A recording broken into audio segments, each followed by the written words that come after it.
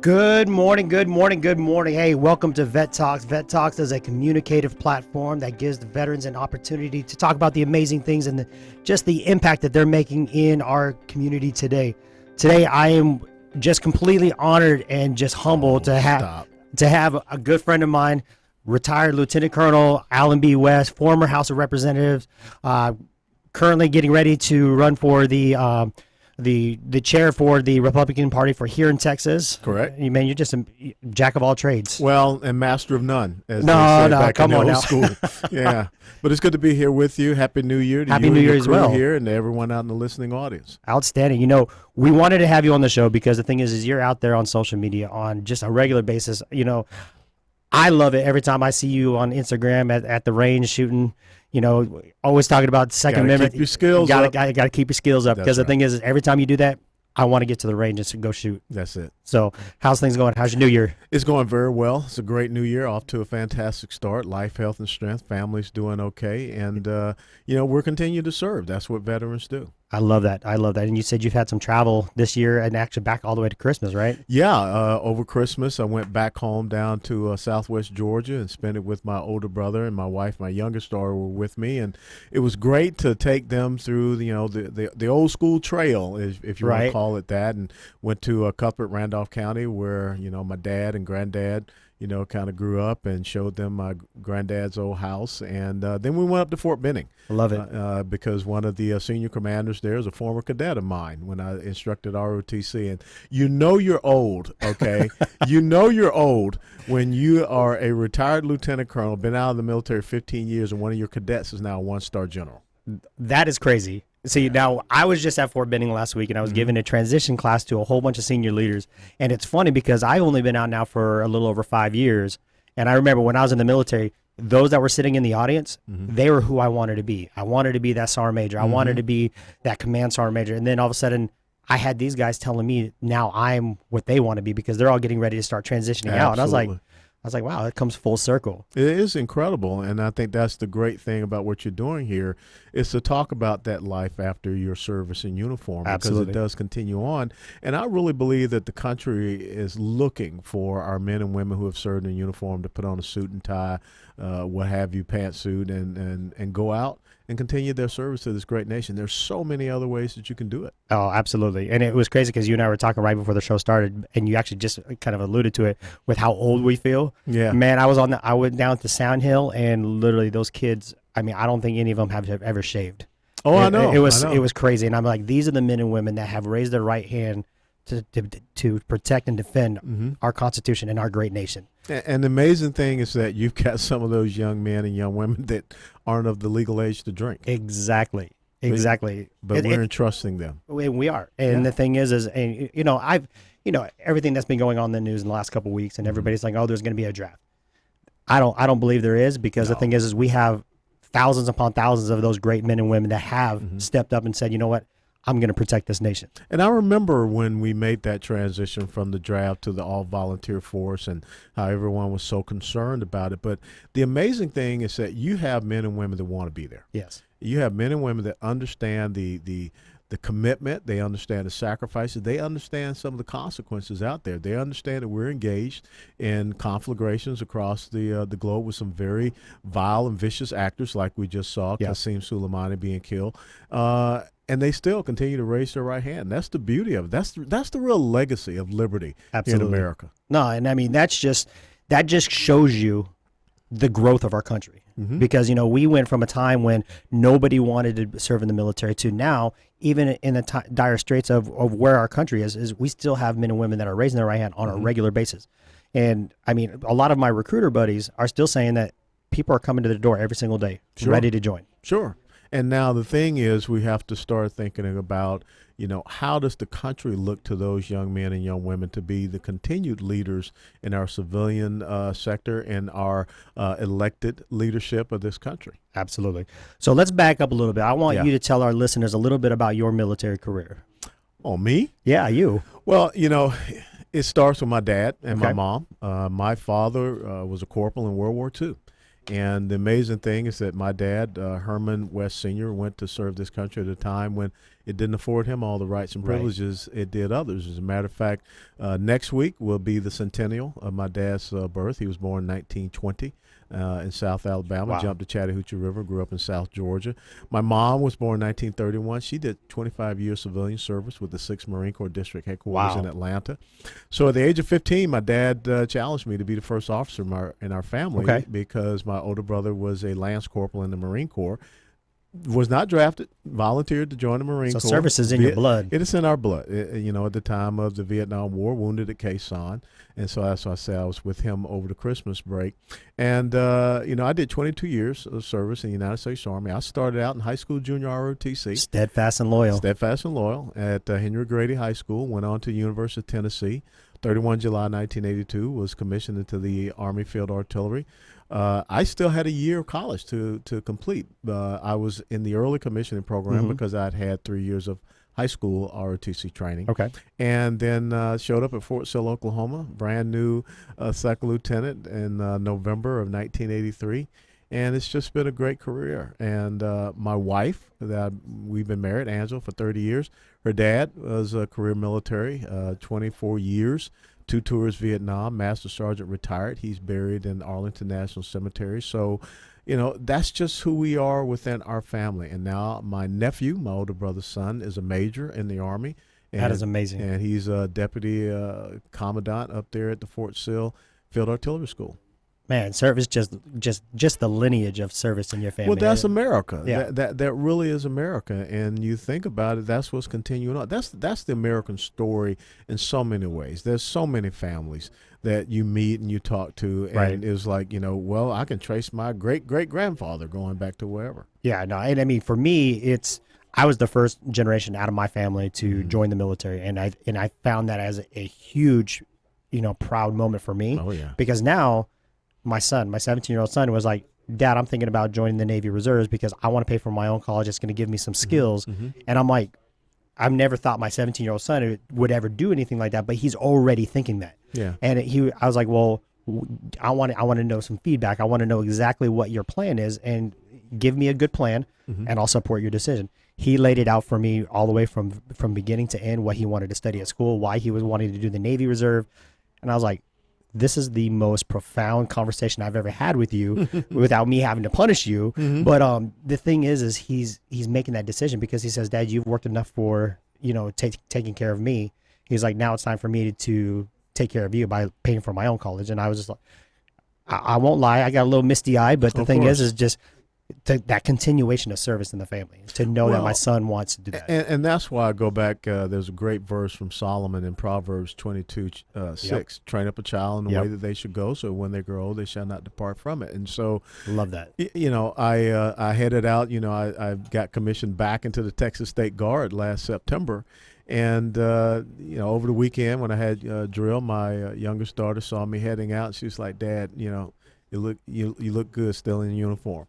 And your kids get a sense of pride. Yes, absolutely. And they also understand what it means to, serve this nation and make a commitment to this nation and the principles and values. We took an oath to a Constitution, and it's a great thing to be able to have those discussions with your kids. Yes, and one of the things that I love is when you take that oath, it's not just for the 3-4 years or the 20 years or the 25 years. It's for the rest of your life. It is. Because as soon if you believe in it. If you believe in it, exactly. Because there have been some that, they don't believe in it and they go on and they shut that chapter, they move on to something else. But when you got out of the military, you continued your service. Well, you're supposed to. And it was funny because I come back from Afghanistan on a break, and a local political activist, she wanted to meet with me. Her name's Donna Brosmer. She lives in Colorado now. And she hit me in the gut. She said, just because you're going to be, out of uniform, it doesn't mean that your service to the country ends. And, and then that's when she hit me up with running for Congress. And I was thinking, we don't too much care for them politicians. I mean, when they come around, I remember congressional inquiries that come from. Right. I remember, escort duty, and you didn't get escort duty of a member of Congress or a senator because the commander liked you. It was a punishment. Yeah. But I said, you're right, and I prayed about it, thought about it, talked it over with the family, and there we took off. And I think that the country is starting to look at more men and women that have been willing to make the last full measure of devotion, to put their lives on the line, to come back and be in elected leadership positions. I mean, you see it happening all across the country. Well, and I mean, just on this show, we've had the likes of James Trombley, we've had Floyd McClendon, both running for state representative. Now we have you coming on, but the thing is all these servant leaders, those that want to continue giving back, and all of a sudden they see that their districts or their cities that they're living in, their communities are in dire straits because they need help. So they want to step up and they want to take charge of that, because that's what we do in the military. That's what we do. We step up and we take charge. And I think that so many people are looking for servant leadership and not self-serving leadership. Exactly. I mean, this district where your studio is located, Van Taylor is the United States House of Representatives former Marine. Right. And so, it's starting to happen where folks are saying, I don't want the same old typical politicians coming out here and lying to me and, milking my pocket. I want someone that has put their life on the line. And it was interesting that when I was in Congress there and, you're getting sworn into office, guess what? The people there, they just stood up. Some of them raised their right hand. Some of them didn't raise their right hand. And the person that recited the words was the Speaker of the House. They didn't even have to recite the words. Right. And that, to me, was so impersonal. Right. I mean, we said those words. Yeah. I state your full name, Alan Bernard West, do solemnly swear that I will support and defend the Constitution of the United States of America against all enemies, foreign and domestic. That I will bear true faith and allegiance to the same. I take this obligation freely without any purpose of evasion or mental reservation. So help me God. Exactly. There's power in those words. Yes. And you don't find any other military in the world that takes an oath to a rule of law. Yep. That takes an oath to that thing that embodies the American people, this constitutional republic. It's not to a political party. It's not to a person. But it's to a core set of principles and beliefs. Absolutely. And that's what upsets me when I see some people that run for political office and they align themselves with an ideology that is absolutely antithetical to the oath that they took. So one part of you is a liar. Yeah. And I think it's very important that we have that discussion in the veterans community.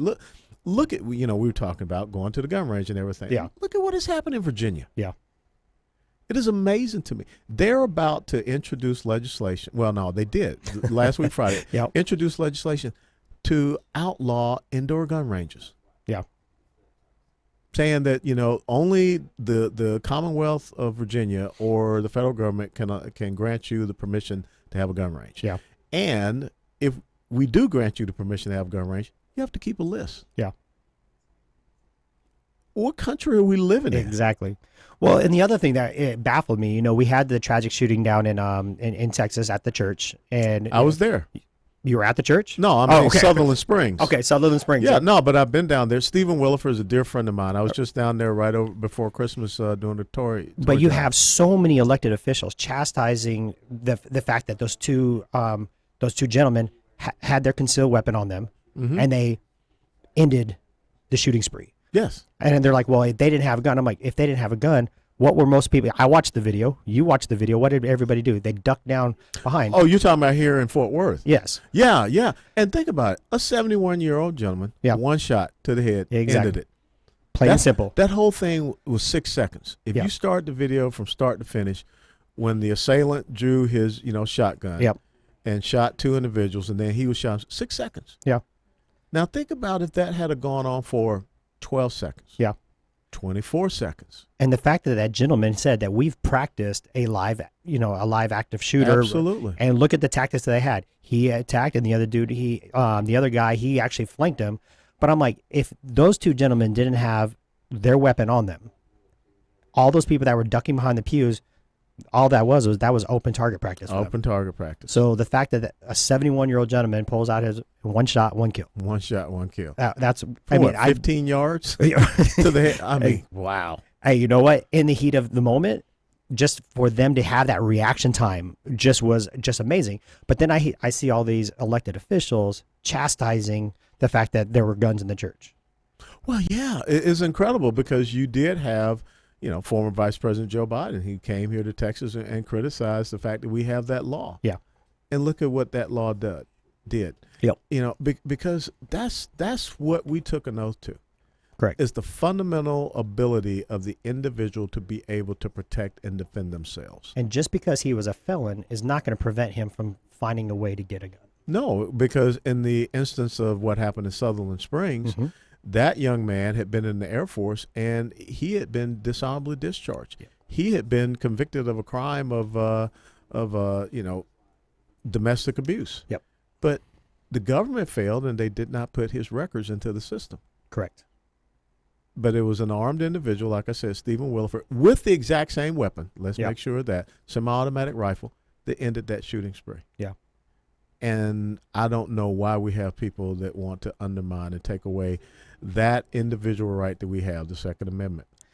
It baffles me every single day. And I mean, it's funny because, you know, when I met my wife had never touched a gun, had never fired a gun. But the thing is she always thought that she was trained that, you know, guns kill people. Mm-hmm. So I laid it on the table and I was like, okay, well, let's see if it kills anybody.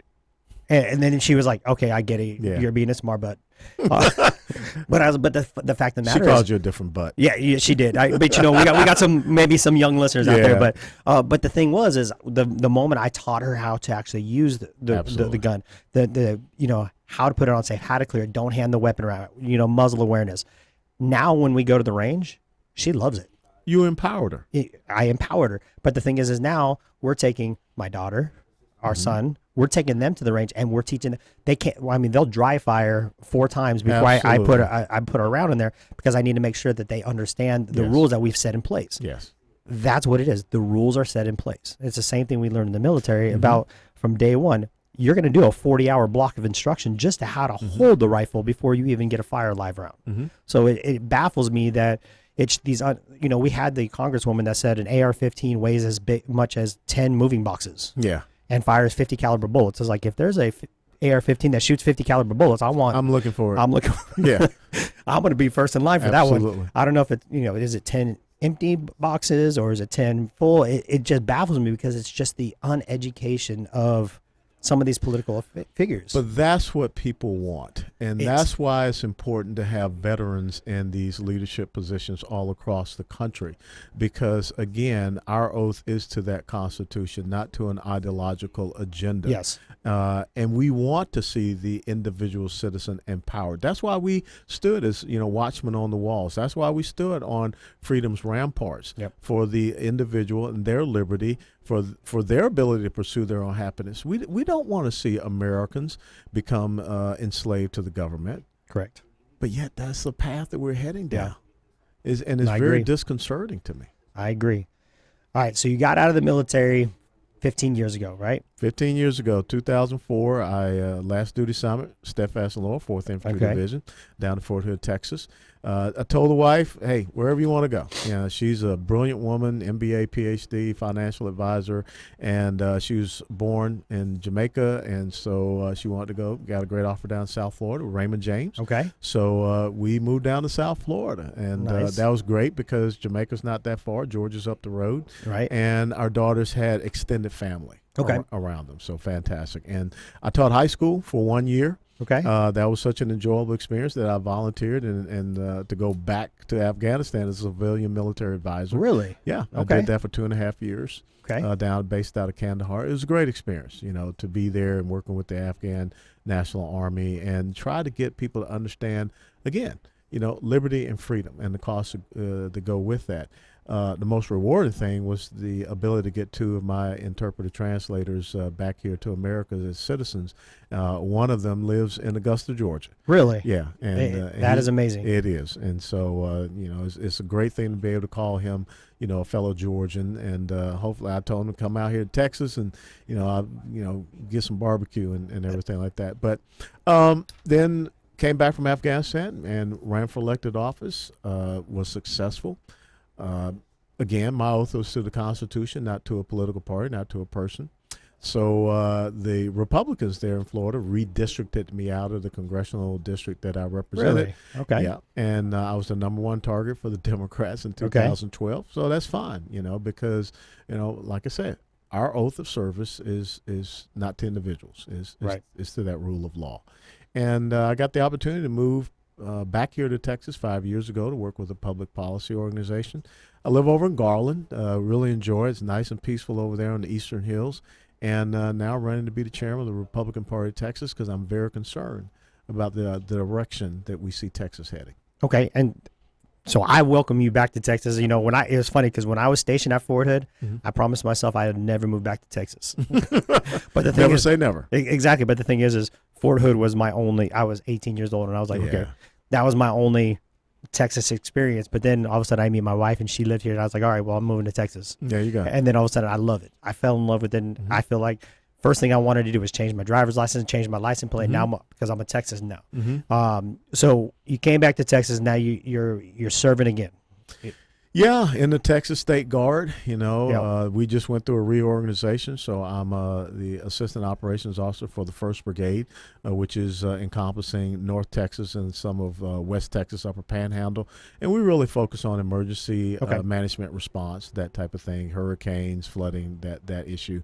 And again, like I said, that's definitely a need here. It's a huge need here. I mean, we just saw what happened this past weekend with some of the severe weather we just we go from a tornado to waking up to snow. Yes. Man, I it was so funny because I had to send a picture to like all my my friends up north, up in like northern Michigan and Illinois. I'm like, hey, the McEwen survived the snowstorm of 2020 in Texas. And it was literally like a dusting on my front porch. And they were just like, really? I'm like, hey, you never know. I was like, if it was on a Monday, the schools would have been closed. We're freezing down here, man. We're suffering. I was like, we're going to Walmart getting all the canned goods, all the you never knew. But the thing was, the day before, it was 73. It was 73. Yeah. Tornado warnings. And then all of a sudden it dropped 40 degrees. 40 degrees. And I was like, okay, we need to get into spring really quick. Yeah, because this doesn't do anything for my arthritis right now. So. Oh, absolutely! My lower back started hurting yesterday. We're the best weathermen right now. Yes, we are. We can tell you what's going on.